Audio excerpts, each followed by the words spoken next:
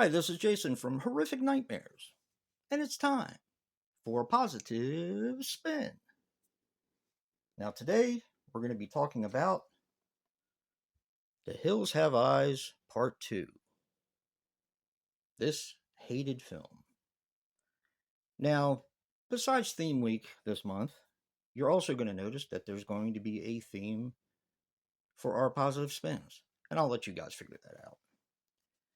But let me tell you my history with The Hills Have Eyes, and it's kind of an odd one.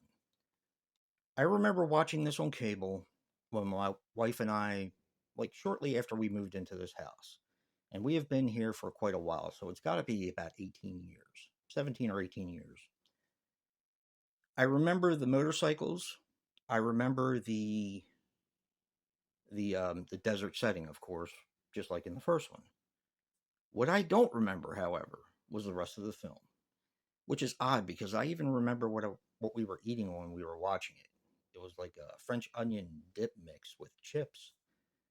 So something happened. I don't know what happened, but apparently I did not finish this film because that's all I remember. Now, of course, you hear everyone spout hate about this film, and I know that yes, Wes Craven, R.I.P., did do this just for a paycheck, but in my opinion, he created a pretty fantastic film just for a paycheck. So let's put a positive spin on The Hills Have Eyes, Part 2.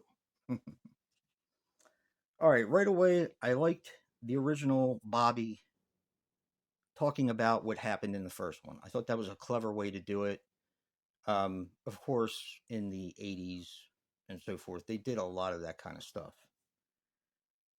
I liked the guy in the mask sneaking in the house after that, when they were getting ready to go to this motorcycle qualifying match. And one of the things I did write down was the premise. And I do not remember this to save my life. But apparently, they had this high performance fuel that they were going to try to basically let people try and get a deal. And I thought that was kind of clever.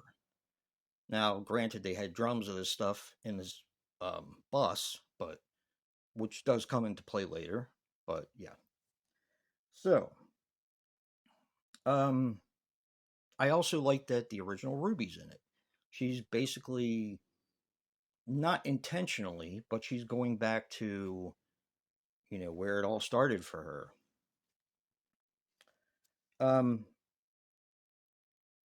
I've always liked dirt bikes. I don't know what it is. Now, this is just a personal preference. When you watch Pumpkinhead, the beginning of that, I mean, I don't like what happens, but I've always liked motorcycles. I do not own one, but I've ridden plenty. And I've always liked dirt bikes. I don't know what it is. It's just a fascination I've always had with them. So anything that kind of has a dirt bike in it, I'm kind of there. So that's just personal preference, though. I like the setting. Of course, the setting is a lot like in the first film until you get to nighttime where you're in this cabin or a shack, which I think is pretty cool because the cabin or shack has secret passageways, which is cool.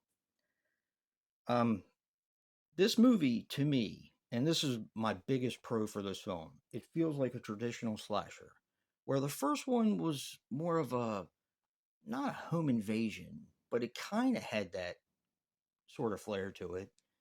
And then it had a bit of cannibalism too, because that's what they were catching these people for, to kill them and eat them. But this one was more of a traditional slasher for me. And I really appreciated that about the film.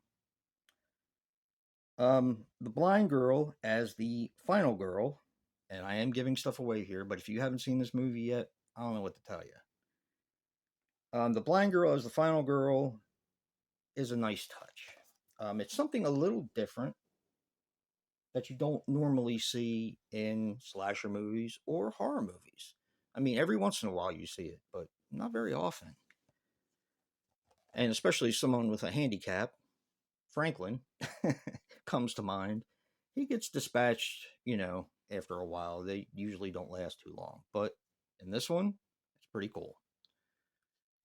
All in all, not really much else to say about it. This does have Michael Berryman. Most people thought he died in the first one, but I really thought that they explained that pretty well. And then you have not only Pluto, which is Michael Berryman, but you have a new, um, I don't even know what to call him, a goon or a mutant or something like that, backwoods slasher or guy or whatever. And his name is Reaper, and he's huge. So I think that's pretty cool because they explained that Papa Juke died in the first one, and now his brother or his cousin, I can't remember which one, but Reaper is there running things now. So I think that's pretty cool.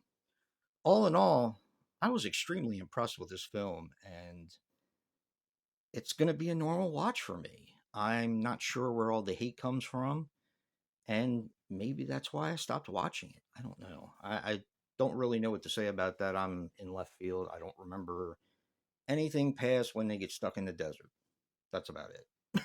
So check this one out again. Give it another try. I know that Arrow put this out on Blu ray, and of course, if you're lucky enough to find the image DVD, this one actually came from my friend Dave Maggot, so thank you, Dave.